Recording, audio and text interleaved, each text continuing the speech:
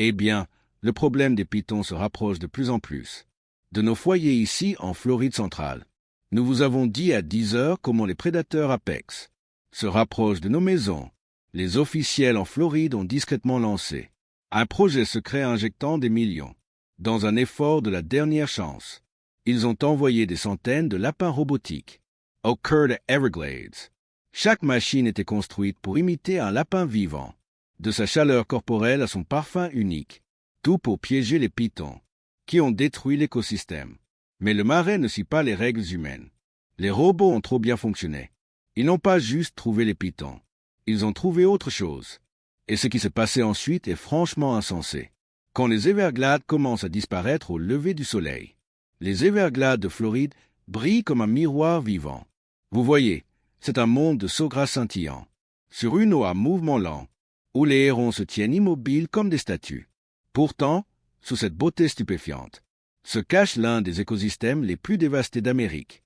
Pendant des décennies, ce vaste wilderness, un fleuve peu profond d'herbe s'étendant sur 1,5 million d'acres, a été sous une attaque silencieuse et enroulée. L'envahisseur n'est pas un déversement chimique, ni un nouveau développement. Il est vivant, il a faim, et il s'est avéré, pour le dire modérément, inarrêtable. Lou Python Berman, un prédateur né dans les jungles d'Asie du Sud-Est, a transformé les zones humides de Floride en son empire personnel. Ce que personne ne vous dit, c'est que cette invasion n'était pas un acte de la nature.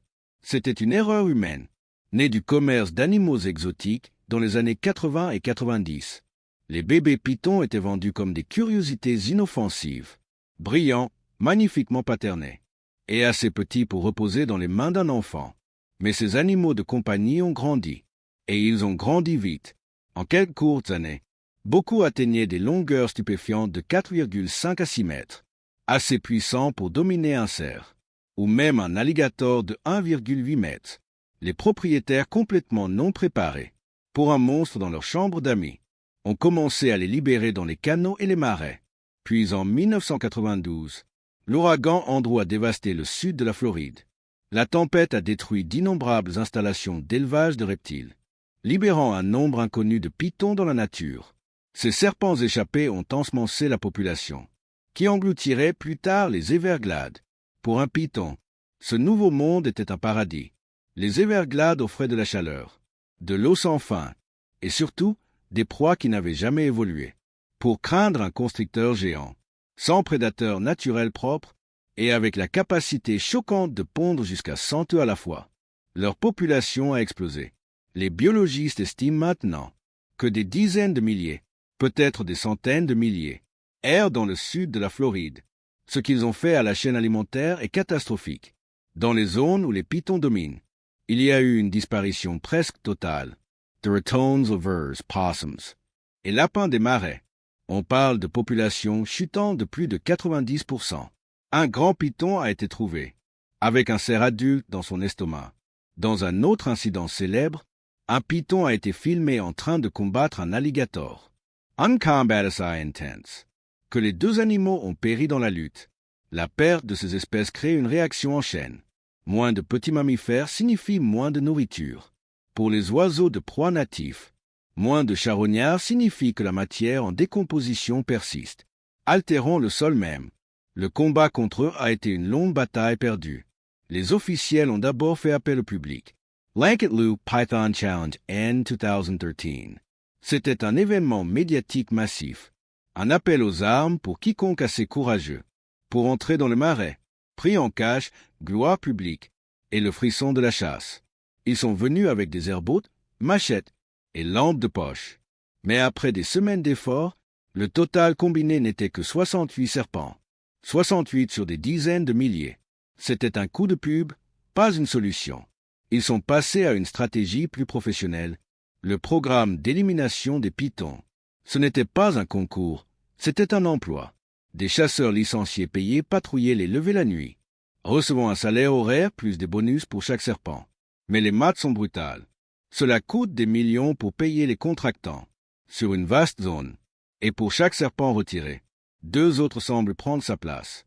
Ils ont même essayé des serpents Judas, équipant des femelles pitons de traceurs radio, pour mener les chasseurs aux zones de reproduction. Cela a aidé, mais ce n'était pas assez. Les Everglades étaient juste trop grandes. L'État a réalisé que la force brute était un jeu perdant.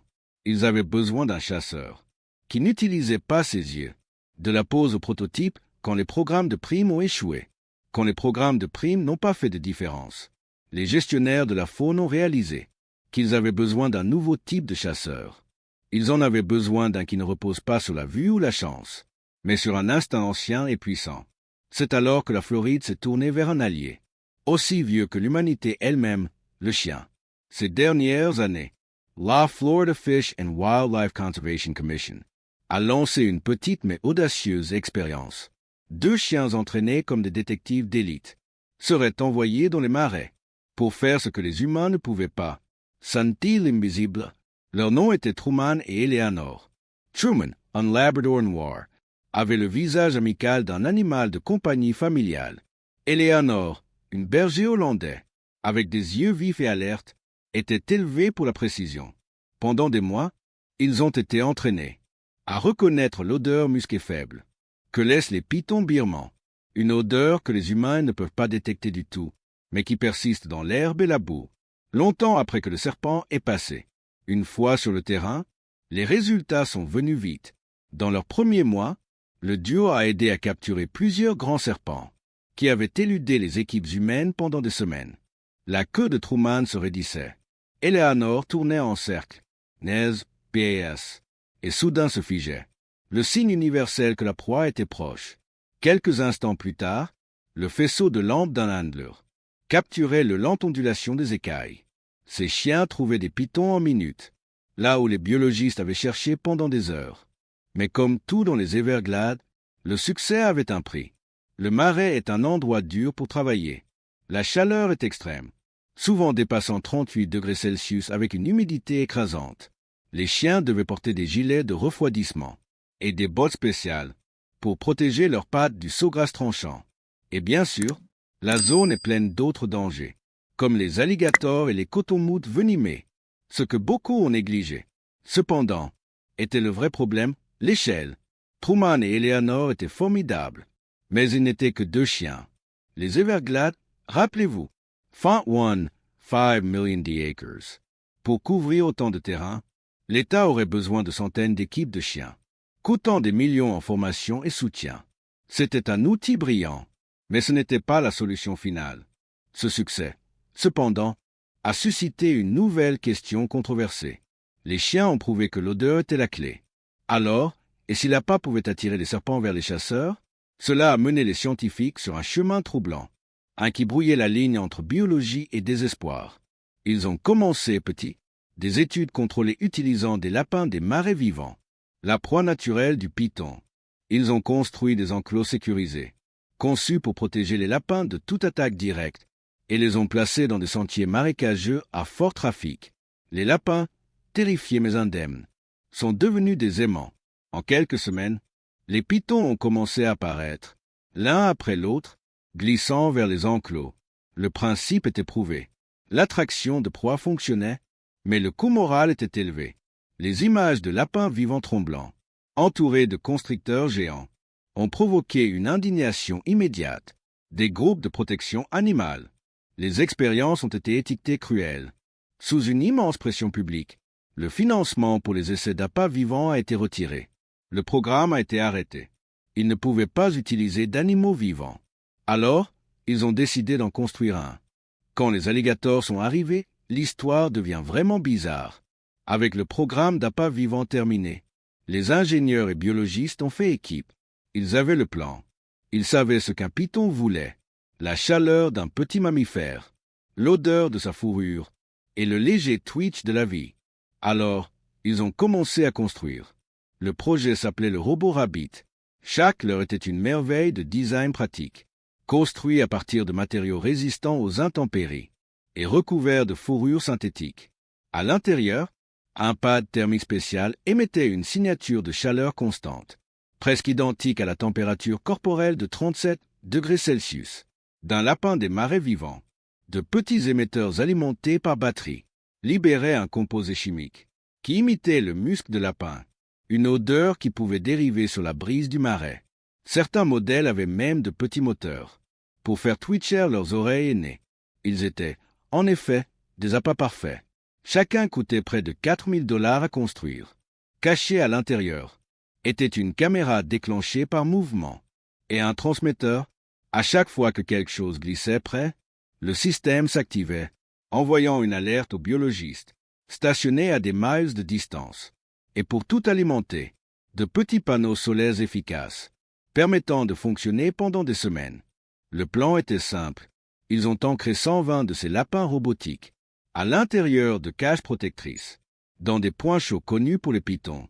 Le but n'était pas de blesser les serpents directement, mais de les attirer dans des zones surveillées, où des équipes entraînées pouvaient intervenir et les retirer.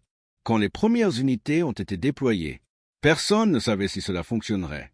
Les 2 premiers jours ont été un succès stupéfiant. Les alertes ont commencé à sonner presque immédiatement. Les caméras de terrain ont capturé des images incroyables. Massifs pitons, certains de plus de 4,5 mètres. S'approchant des leurs, ils fliquent leur langue, sentant la chaleur et l'odeur. Puis ils frappaient, enroulant leur corps massif autour des faux lapins. Les équipes intervenaient et capturaient serpent après serpent. Cela fonctionnait. Et puis le jour 3 est arrivé. Une alerte est venue dans leur près d'un canal d'eau profonde. Le biologiste regardant le feed s'attendait à un python. Au lieu de cela, la caméra a montré une forme sombre comme une bûche. Se déplaçant vite, un alligator de 3,6 mètres. Le gator n'était pas confus. Il était attiré par les mêmes déclencheurs sensoriels. Il voyait un animal chaud et luttant. Dans une explosion violente d'eau, Alligator a charged la cage et écrasé le robot de $4 000 en une seule morsure.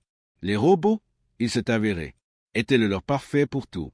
Ce que personne ne vous dit, c'est que les pitons et alligators sont des ennemis anciens. Ils concurrencent pour la nourriture et le territoire.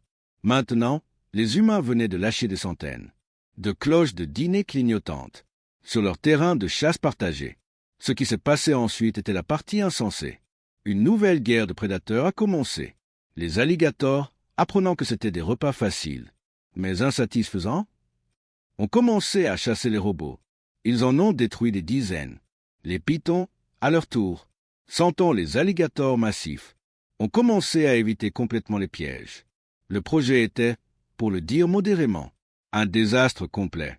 Pirater l'invasion, les scientifiques et officiels prêts à tout arrêter. Le projet échouait, et les machines coûteuses étaient détruites.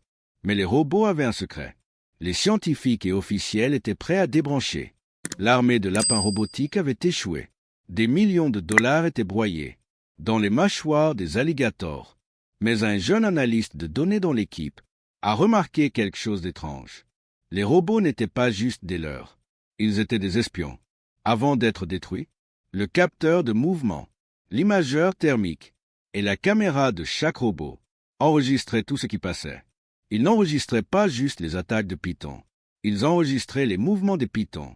Ils suivaient l'heure du jour, la température et la direction du voyage. Ce que beaucoup ont négligé, c'était qu'en croisant les données de tous les 120 unités, surtout celles non attaquées, un modèle émergeait. Ils ont construit une carte numérique tridimensionnelle, des mouvements de prédateurs du marais, et les données ont montré quelque chose qu'ils n'avaient jamais vu avant. Les pitons ne glissaient pas aléatoirement à travers les plus d'1 million d'acres. Ils utilisaient des autoroutes, des corridors cachés spécifiques dans l'eau et le saugras, pour se déplacer entre les terrains de chasse. Et les alligators, eux aussi, les utilisaient.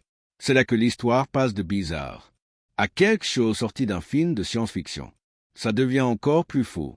Les scientifiques ont pris toutes ces données. Chaque tweet, chaque chasse ratée, chaque lapin robotique perdu, et ils les ont alimentés dans une IA d'apprentissage puissante. L'IA a commencé à mâcher les chiffres, cherchant des modèles profonds que les humains ne pouvaient jamais voir. Et elle en a trouvé un. L'IA a commencé à prédire, non juste où les pitons étaient, mais où ils seraient à des moments spécifiques. Pourquoi? Parce qu'elle avait appris ce que les pitons craignaient. L'IA a découvert que les pitons se déplaçaient en modèles précis et délibérés pour éviter leur seul prédateur naturel, les alligators. Les robots n'avaient pas juste trouvé quelques serpents. Ils avaient trébuché à reculons sur quelque chose d'énorme. Ils avaient accidentellement cartographié tout le calendrier social secret des Pythons. Ils avaient décodé leurs mouvements, leurs peurs et leurs horaires cachés. Ils avaient trouvé la faiblesse secrète des Pythons.